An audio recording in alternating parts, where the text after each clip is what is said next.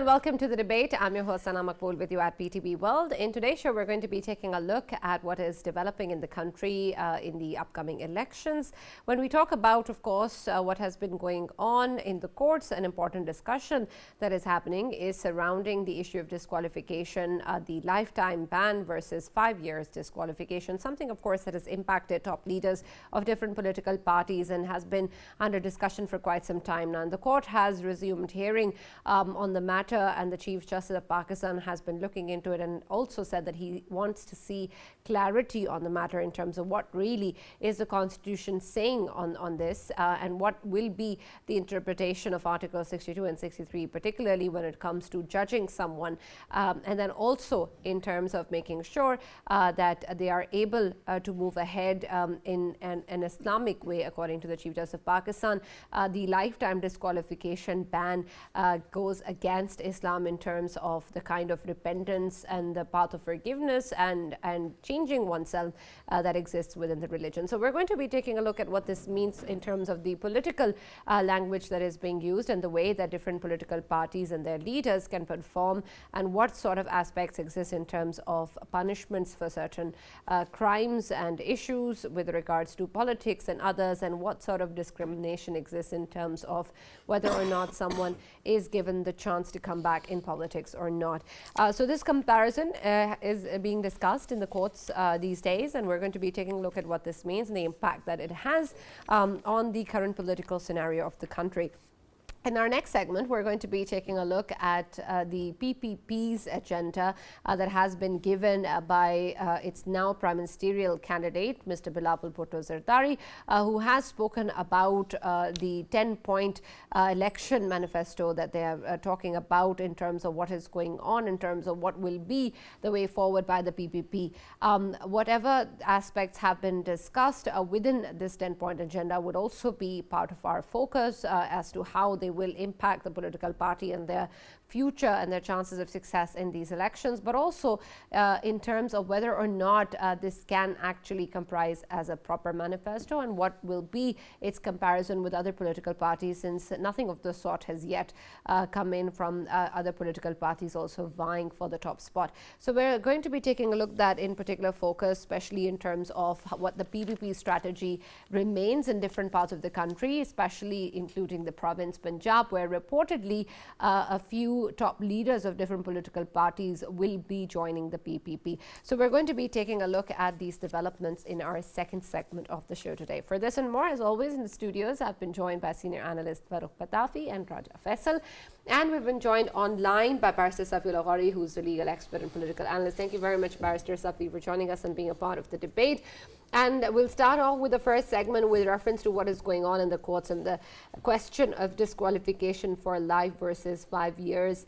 And this is important, especially in terms of the kind of nuances that are being discussed in the courts, and especially in terms of the interpretation of the different articles and who's going to be the judge of someone's character or someone's level of honesty and credibility. So we're going to be taking a look at all of that. But first, I want to understand that when we take a look at the hearing that has been going on and the impact that it's going to have, what specific question is the hearing looking at? Are they also trying to determine whether or not a constitutional amendment is required moving forward, whether or not the Constitution is unclear on the matter, or in terms of just the time frame of a lifetime ban or a 5-year disqualification, or that essentially what has happened in the past with regards to different political leaders being disqualified for life is something that is against the principles of Islam. So a number of these aspects have been discussed in the hearing, but what is the core focus of the courts here? Thank you very much, Sana. Sana, so obviously the core focus right now is to determine the time of disqualification, if the time is 5 years, if the time is lifetime, if the time can be anything lesser than that. And honestly, it is there's a fantastic debate going on. I really think that everybody should sit and watch this debate. It's being televised. It's also available on YouTube. Everybody can sit and see what the judges are saying. And I think this is one of the grand jurisprudential debates of our time. I've thoroughly enjoyed it.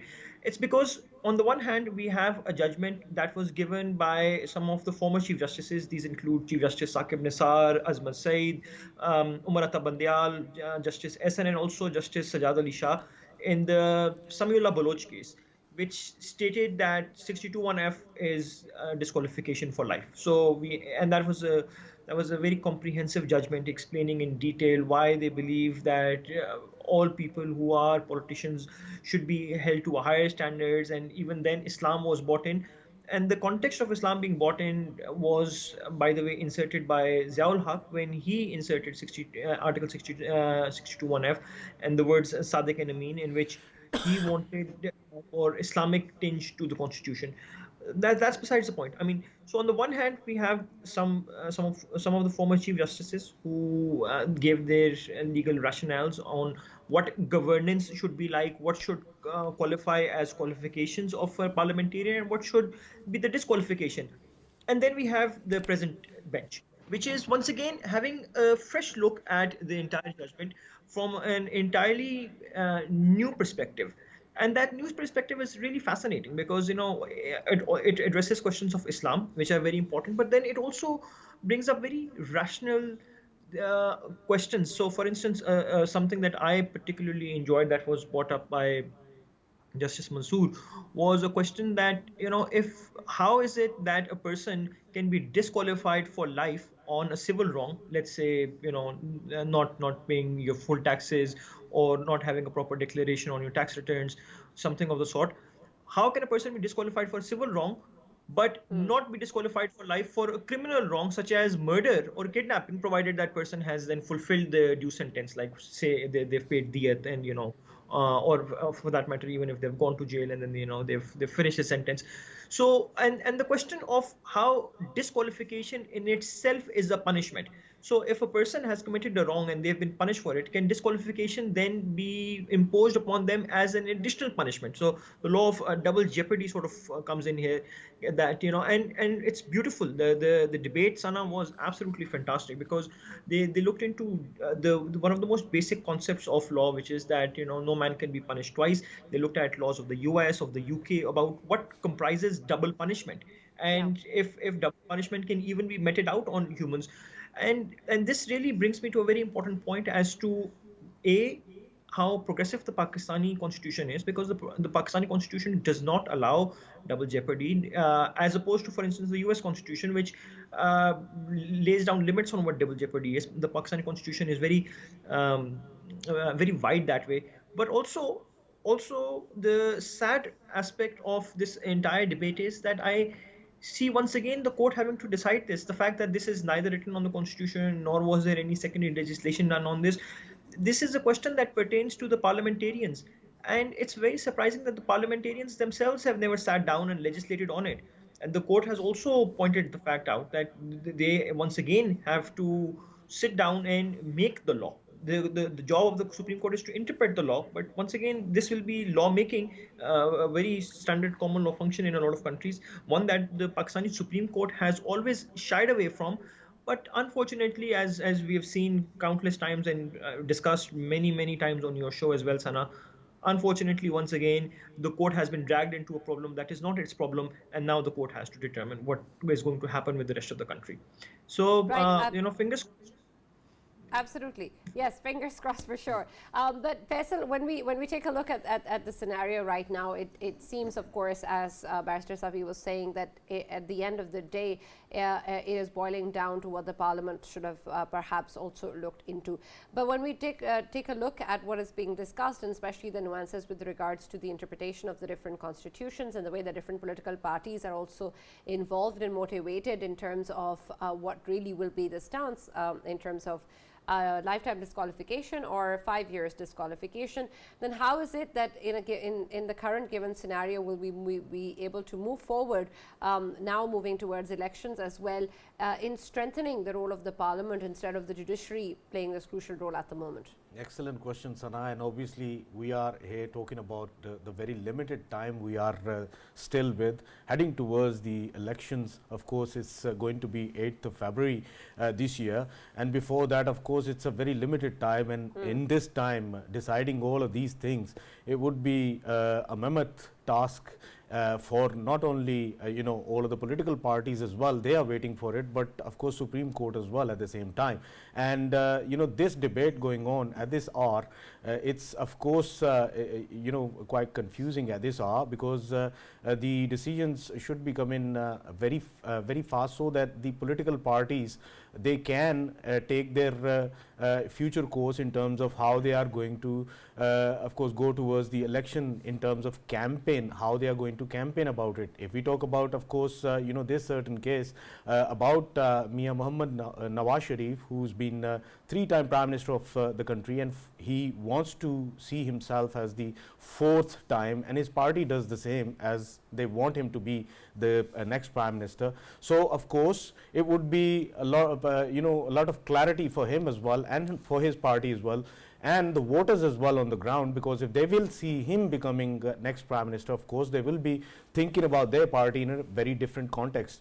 Sana, when we talk about whatever is going on, of course the aspect of Islam which is being highlighted here, I just wanted to mention one thing. I might be wrong, because I'm I'm just a normal Muslim, but what I believe in, I always look at one of the phrase of the last khutbah of Nabi Kareem Muhammad Mustafa Sallallahu Alaihi Wasallam, Hajjatul Wada, in which he said that no black is superior to the white, no white is superior to the black, no Ajami is superior to the Arabic, and no Arabic is superior to the Ajami, non-Arabic.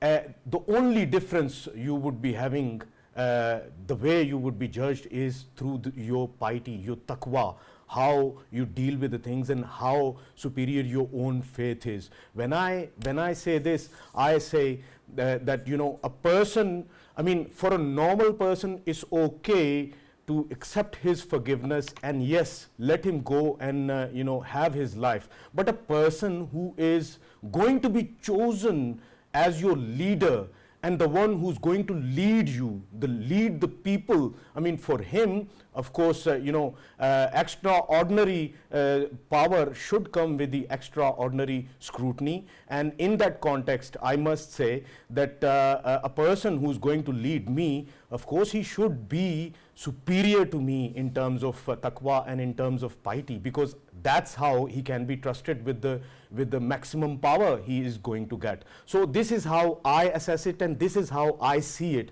So the positions which are of the huge importance, of are most powerful, I believe, for them positions, I mean, I would be very satisfied if these kind of parameters are provided, because eventually we live in a country that is called Islamic Republic of Pakistan, and even our parliament is called Majlis-e Shura, and the one who becomes Prime Minister, he heads the Majlis-e Shura, the people who are going to decide for Islamic Republic of Pakistan. So that's how I see it. Right, and I do think though that these principles are not limited to any particular religion, and when we talk about honesty, that's something that of course can be applied to anyone.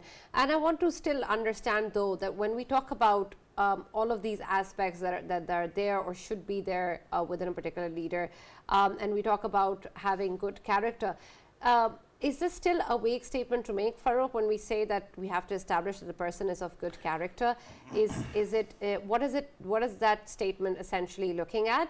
And then secondly, in terms of the political office, in terms of running a country, who is it that actually gets to decide that also in terms of who will it be? Is it the judiciary, is it the parliament, or is it the people? And understand the people's interests are there, but what really has been happening in Pakistan? Thank you very much, Sana. I must compliment you. You are very smart. Yeah. You just picked up the controversial bits of Faisal's answer and actually handed them to me. Yeah. So I'm going to do, but Further exactly. clarifications. Yeah, Samiullah Baloch, I think that was the case when the hearing was going on, and at that time, the bench, I think, had actually, reflected that if the way Article 62, 63 and this aspect of, virtue and vice is going to be interpreted, then perhaps Sirajul Haq will be the only person who will qualify, perhaps,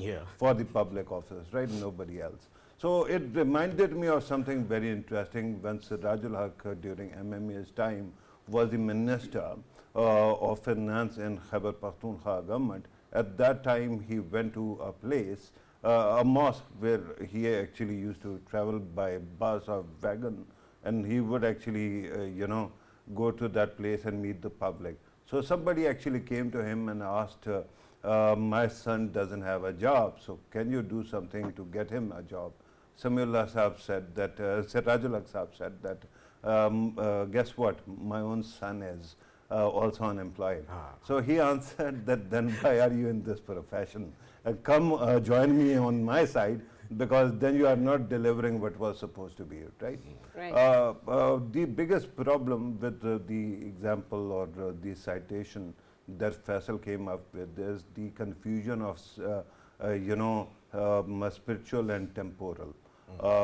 When you go to the mosque, if you want to read something other than Holy Quran or Hadith, you will be told that this is a house of worship, go out and do it elsewhere, right? So there is a clear, when you talk about our religious elite, there is a clear split between spiritual and temporal. But then again, when it is convenient, we end up actually confusing the two. For example, Khutbatul Wida that was quoted, Hajjatul Wida, but that was, that khutbah particularly, it actually spoke about virtue, but in whose eyes? In the eyes of state or in the eyes of God? God. Right? If this is a sole power of God, how can the state arrogate that power to itself? Right? We have a belief that we are going to be judged in this world, and in the next, then we will be rewarded according to his, right and wrong yardstick, right? So now let us talk about the qualifications of somebody who has actually gone for public office. Why is it that I need to know what so-and-so does in his bedroom if he is going to rule my country? If he is not financially corrupt, that shouldn't be enough for me. I mean, this is the biggest question that I have. I have to clarify one more thing, because today I kept on listening to the whole proceeding, and I was really impressed by the bench. The concern that Faisal actually flagged seems to be prevalent there as well, that it has to be done very quickly.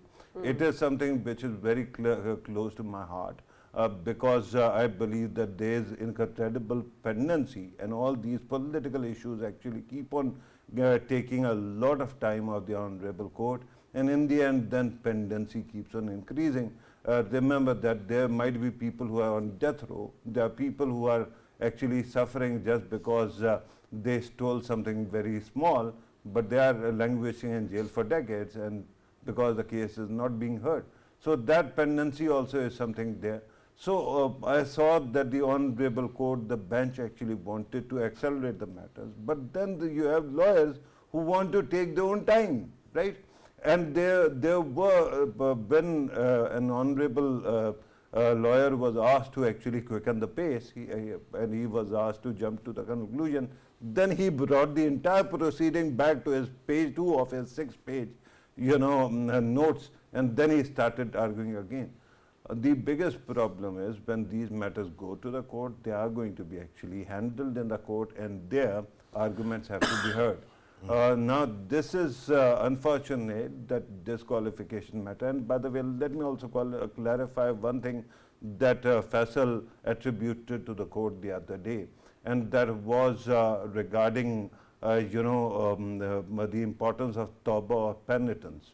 Amazingly, that was not the court's original point. It actually came from Samiullah Baloch case, where it was highlighted that Islam also, gives the example, allows people to, repent and then be forgiven.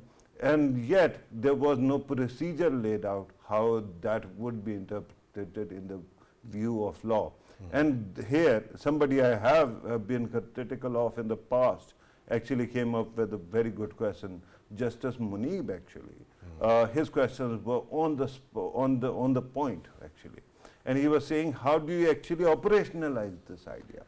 How much time does it take if somebody has actually misdeclared assets? That tawbah has to be accepted by the state. My humble submission is that Pakistan can be called Islamic State, whatever state you want to. States don't have religion. They are merely machinery, like any machinery. I can call my car an Islamic car, but that doesn't mean that it doesn't guzzle the fuel like any other vehicle does, right? States can call themselves whatever they want. Of course, this country is 96.7% or maybe even more Muslim.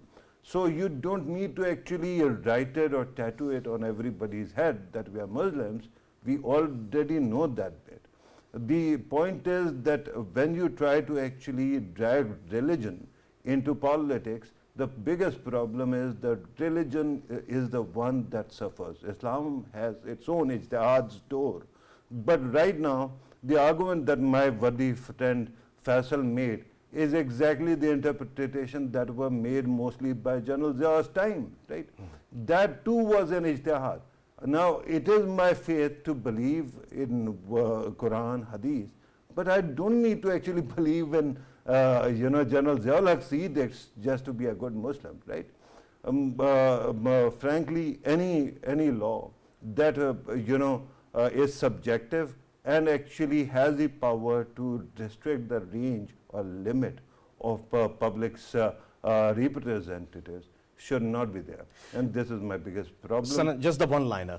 Then I two-liner. Yeah, I do not. I did not resort myself to General Zia's time. I actually resorted myself to 1973 Constitution of Pakistan, in which, of course, the very first line it says, "The ultimate power is in the hand of Allah Almighty," because we are an Islamic Republic of Pakistan, and that is why I keep on resorting to that. Right, and by the way, that actually came from somewhere else, and that was a preamble. He is quoting preamble, right? And preamble actually came from Objectives Resolution. Objectives Resolution itself was a political compromise between the state of Pakistan and our religious elite, and that is well known, it is well documented. Frankly, those who actually insist on Objectives Resolution are humbly requested to start reading Holy Quran as well, because it is very clearly said that God has vested human beings, and that is not only Muslims, that all Muslims, with the power of caliphate on earth. So that means that the principle of democracy without omission applies here. And unfortunately, because at that time religious sensibilities and political sensibilities were still maturing, we ended up actually creating an Objectives Resolution that could have been called obstacles resolution, right? Again, all of this is misinterpretation. I have read 16 tafasir. I have read entirety of Siyasita. I have read Najul Balagha, other religions and their doctrines as well. My humble submission is, please have mercy on Islam, because it is a religion that is being destroyed by people who don't understand the meaning, but yet keep on insisting on merely forms which were interpreted by the elders. Right, and Barrister Safi, you've been smiling a lot, so I'm sure you have a lot to add to what was discussed earlier, but I'm going to add another question on top of that since we're short on time. There is also a distinction that is being drawn on various aspects with regards to disqualification when it comes to certain political leaders, primarily when we talk about Mr. Nawaz Sharif or the former BTI chairman. And so there was a discussion around the differences between Article 62(1)(f) and 62(1)(h), and I would like your perspective perspective on that as well in terms of how distinct this is and how exactly will one aspect when we talk about taking a look at disqualification in a lifetime way versus 5 years will have an impact on the other cases as well.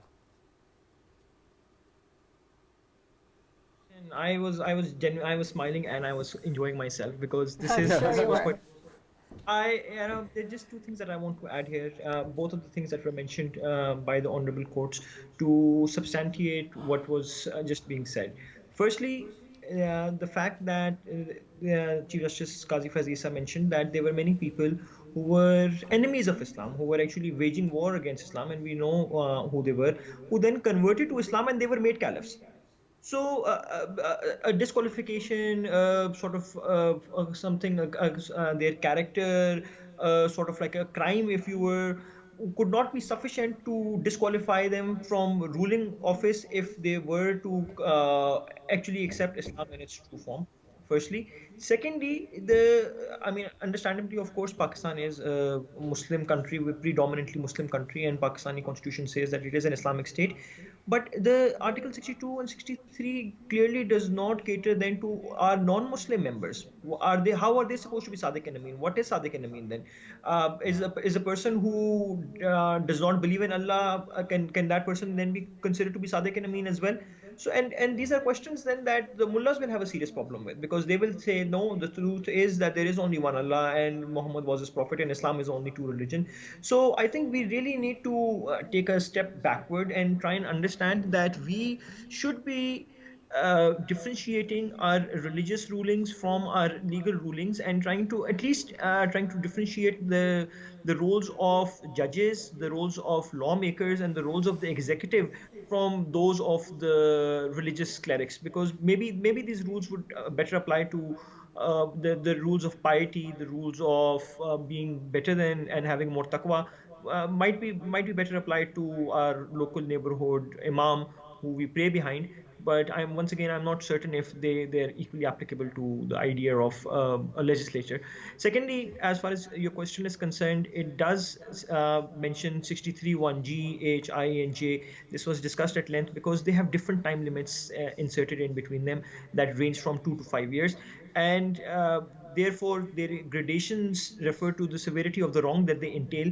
That is something that the Supreme Court referred to, but I think the real catch here is that the problem of how much the time limit is comes from the Election Act, which is section 232, and that says it's a maximum 5 years. So once again, sort of refers back to the different gradations of the Constitution.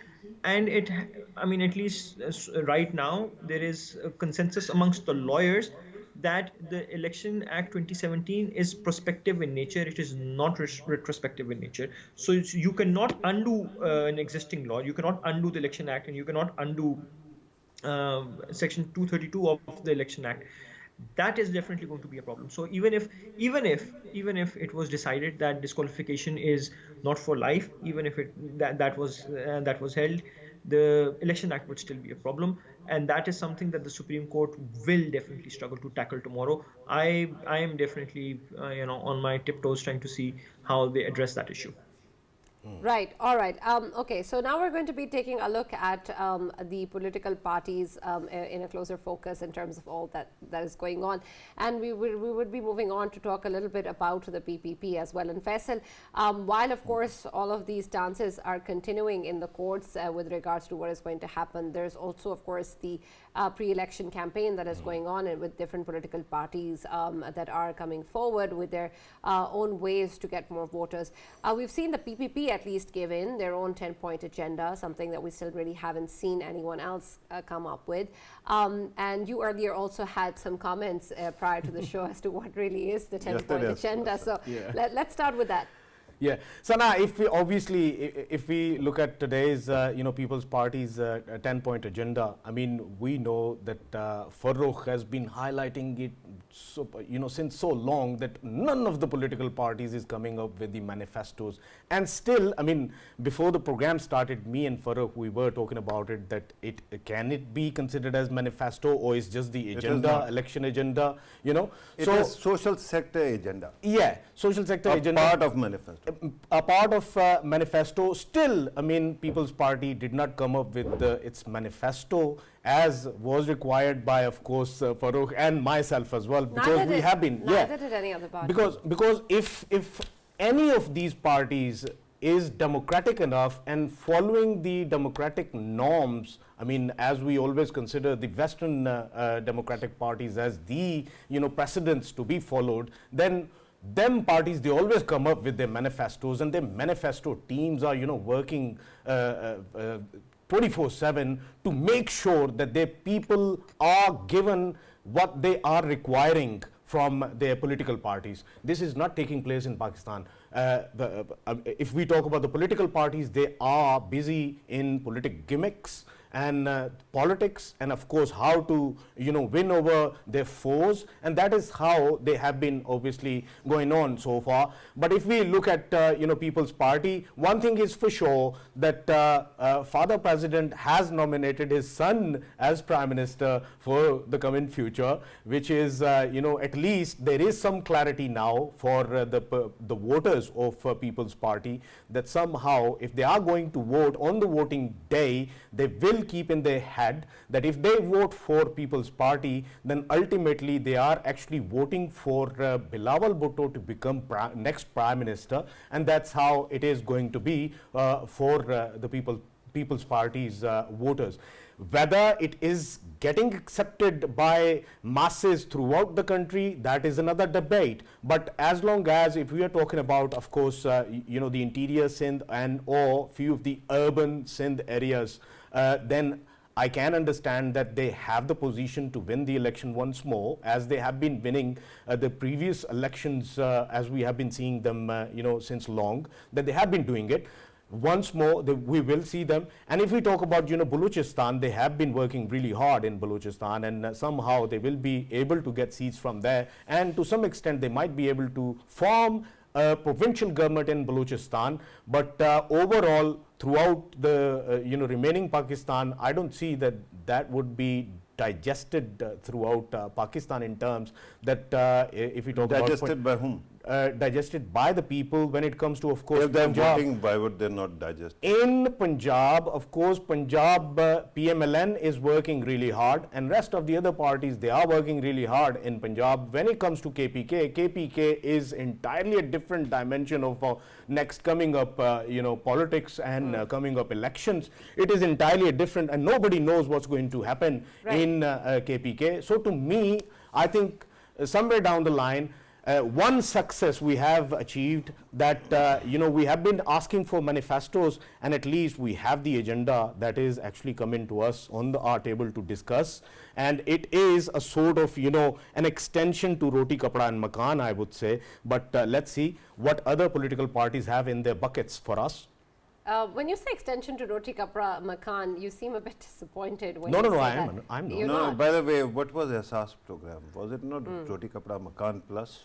It was Roti Kapda and Makan Plus. And was it bad?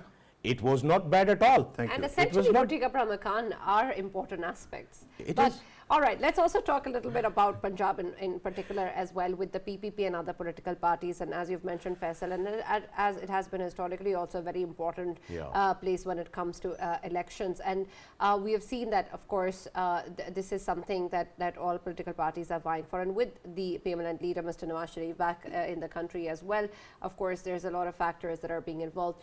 Farrukh, when we take a look at Punjab in particular, then, especially in terms of what the PPP is vying for, and reports coming in of important leaders joining the party, how do you see the prospects that PPP has on this, and whether or not there are any other major political parties other than PPP and PMLN in line in Punjab? Yeah, thank you very much.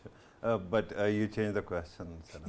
I wanted there to was actually, no other question. I didn't wanted change to it. I reflect just on asked. Faisal's answer as well. But okay, I mean, it's a clever question, and I will answer this because it is an important one.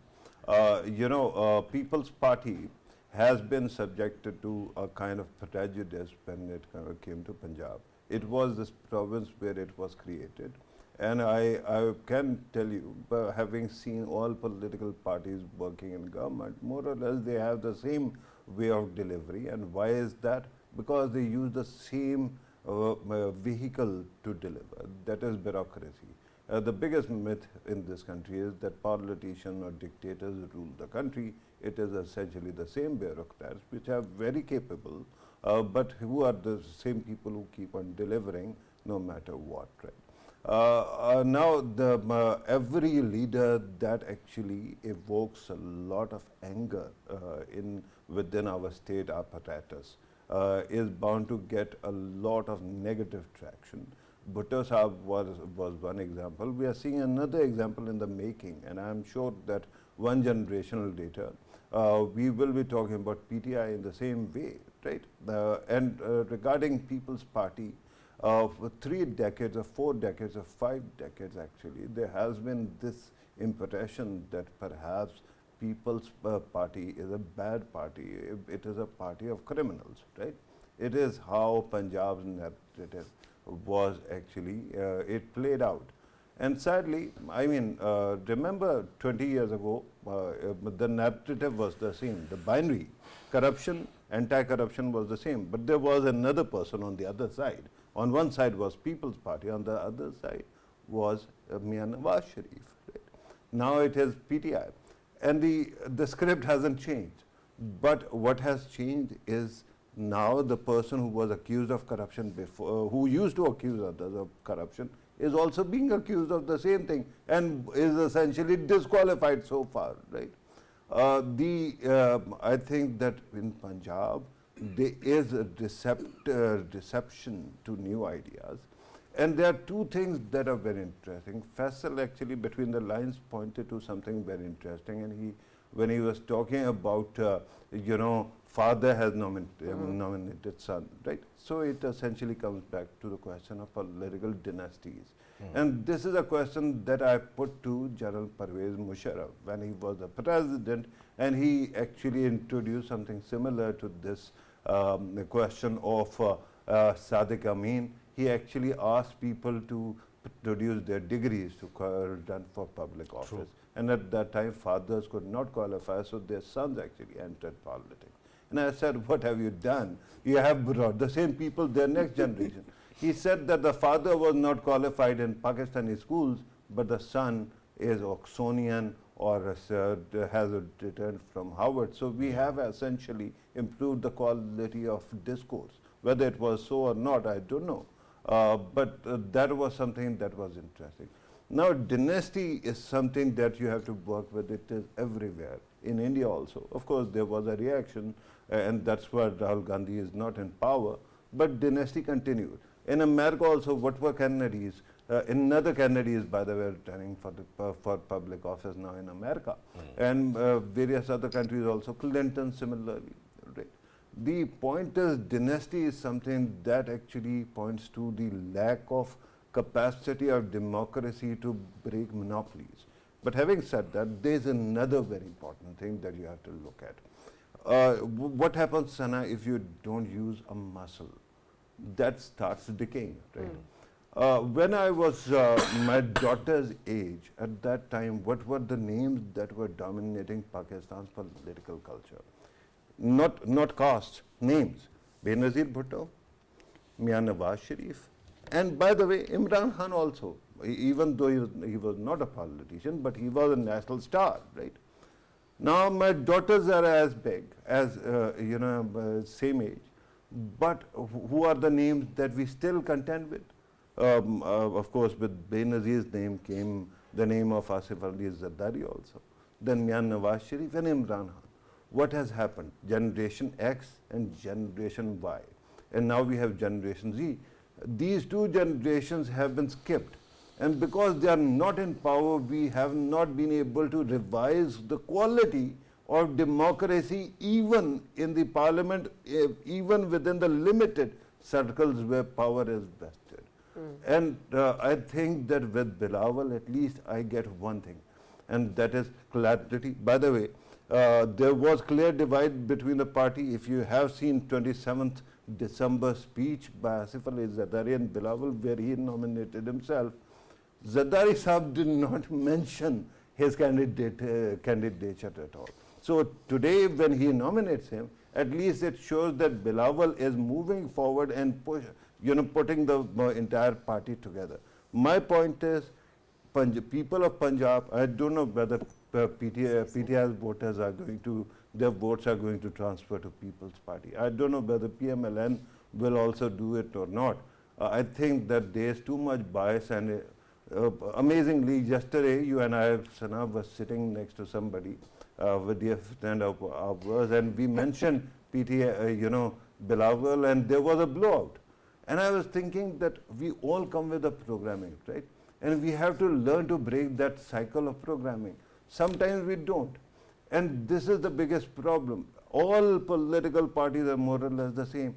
But I think Bilawal, with his smarts, has the capacity to woo Punjab as well. Okay. And we can see some kind of potential ability to progress. All right, Barrister Safi, I'd also like your perspective on the matter with regards to what Mr. Bilawal also spoke about yesterday and has mentioned previously as well, in terms of giving new people a chance, or how the politicians who've been running the country for quite some time now have been doing the same things, and the same people keep on coming at the front, and new young blood should be given now the chance to run the country. At the same time, he's also just yesterday referred to how the politicians, most notably those of the PMLN and PTI, have been placed by the military rulers of the past. Again, something that he has pointed out to before as well, particularly with reference to PMLN being favorites or being selected by certain quarters of the country. So in terms of where the PPP stands at the moment, and in terms of now that Mr. Bilawal is the prime ministerial candidate, do you think that this sort of anti-establishment rhetoric is going to help him in the upcoming elections? And secondly, being that young face that he's always spoken about, has he been able to, or will he now also be able to garner the kind of support from the youth in terms of these elections, and whether or not they will be able to relate to him and give him that chance that he's demanding for? Thank you, Sana. Once again, great question. So Bilawal does stand out from the rest because of his youth. Bilawal is a young man in a young country, and therefore is a true representation of Pakistan.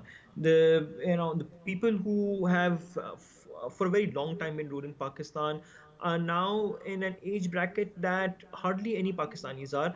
And the vast majority of Pakistani population, which is the youth, cannot possibly relate to them. One thing, I'll give you an example. For instance, Bilawal talks a lot about climate change. I do not expect the senior leaders of the country to understand what climate change is, how it is impacting, and then also live long enough to suffer through the problems that climate change will cause us. We are expecting a complete change in our topography in the coming decades. These people will not survive the decades to see the kind of problems that we will be experiencing. There's also the rise of technology, the rise of AI. Bilawal was in Singapore meeting at the Google headquarters. He's been meeting people in Microsoft.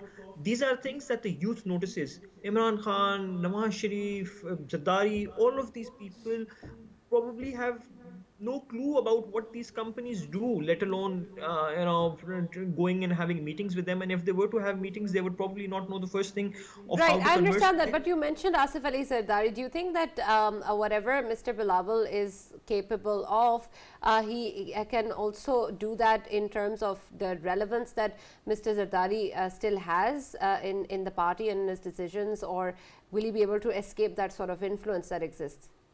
So that's a very interesting question. I do not in fact know the answer to this question. The name will stick. Obviously, there is no way to escape that, right?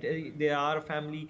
Recently, when there was news of how they've had a fight within the family, they put a picture immediately of the whole family saying that we stand united. So clearly, they've chosen to stick together on these matters. And not just pictures with Zardari, pictures with old time Sindh feudals, the kind that the public has now decided to turn against, are the very people that Bilawal continues to meet and support and continues to give tickets to, despite saying that he would want youths. We can see from the nomination papers that are being filed by the People's Party, we can see that the same old influential people, the same old feudals, the same old hand given those tickets. But in terms of how it will play out now for People's Party is really interesting, and I think it will be determined in the next couple of days. So the Peshawar High Court has taken the symbol bat from the PTI, which means that all PTI members will have to conduct elections independently. Now, if they start conducting elections independently, a lot of them will start flocking towards People's Party. And it really depends on how People's Party plays its card, how many people it is able to induct into People's Party in the next few days. There is going to be a lot of uncertainty. The reason why this uncertainty is there is because the final date of grant of election symbols is on the 13th of January. The Peshawar High Court is going to give its divisional bench judgment on the 9th of January. Thereafter, the Supreme Court could take 1 or 2 days. So we are really talking about the time period of 1 or 2 days in which a lot of these PTI leaders have to decide which party they might want to go to, or if they want to just stick to PTI. I'm talking about this in a very opportunistic manner. I obviously mean here that no candidate is going to have any party loyalties. They just want to use their own vote bank and try and get those tickets. So if the bat symbol remains struck off, then I can expect People's Party and PMLN and every other party to be a net beneficiary of the fallout. But how they play their cards is going to be absolutely critical in the next couple of days. And who they induct, who they don't induct, how they meet those people, what they're able to negotiate. This is what the great game of politics is. We know that People's Party is an old hand. They know how to play the game. And now it's time for young Bilawal to show us what a politician he is. Right, absolutely. Thank you very much, Pastor Savila Ghauri, for joining us and being part of the discussion. Farrukh, you have 30 seconds. Right. Regarding Asif Ali Zardari and how Bilawal actually proposes to handle him, with due respect, there's only one Prime Minister in this country. If you make it to that position, even Yusuf Raza Gilani can evade the control of a president who is also head of the party and also is empowered with 18th amendment, right? Before 18th amendment, 17th amendment, right? So I think that if in coming days Bilawal gets the chance, again, there's a big if, I assure you that he'll find a way to actually stand out of the shadow of his father, his mother, his grandfather as well. All right. Thank you, Farrukh, and thank you, Faisal, for being part of the discussion as well. Of course, much remains to be seen as to what happens, but we can only hope that it's good for the country. That's all from the debate. We'll see you tomorrow.